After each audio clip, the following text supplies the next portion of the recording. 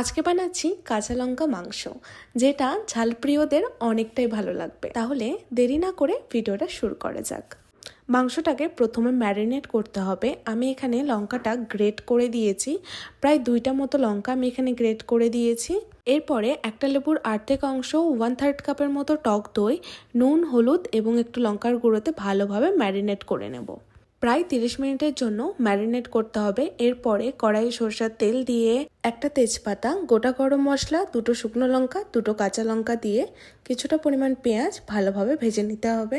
এরপরে টমেটো কুচি, আদা রসুন বাটা দিয়ে একটু কিছুক্ষণ নাড়িয়ে যাতে কাঁচা গন্ধটা চলে যায়, এতে একদম সামান্য পরিমাণ একটু জল দিয়েছি, স্বাদ মতো নুন এবং ধনের গুঁড়ো, জিরের গুঁড়ো, একটু কালারের জন্য আমি এখানে কাশ্মীরি লঙ্কার গুঁড়োটা অ্যাড করেছি। তোমরা চাইলে এটা স্কিপ করতে পারো, আর অবশ্যই নুনটা একটু চেক করে নেবে।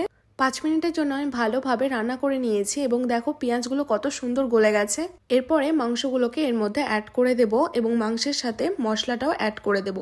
আর দেখো কষাতে কষাতে কতটা পরিমাণ জল বেরিয়েছে। এতে কিন্তু আলাদা করে আর জল দেওয়ার কোনো দরকার নেই। ভালোভাবে কষানো হয়ে গেলে সামান্য পরিমাণ জল দিয়ে উপর থেকে 4টে মতো কাঁচা লঙ্কা ছড়িয়ে আমরা নামিয়ে নেব। আর অবশ্যই কাঁচা লঙ্কার মুখটা চেরার দরকার নেই, ওটা জাস্ট ফ্লেভারের জন্য। গরম ভাতের সাথে অফুরন্ত ভালোবাসা এবং গরম গরম মাংসের ঝোল সার্ভ করছি। আজকের মতো বাই।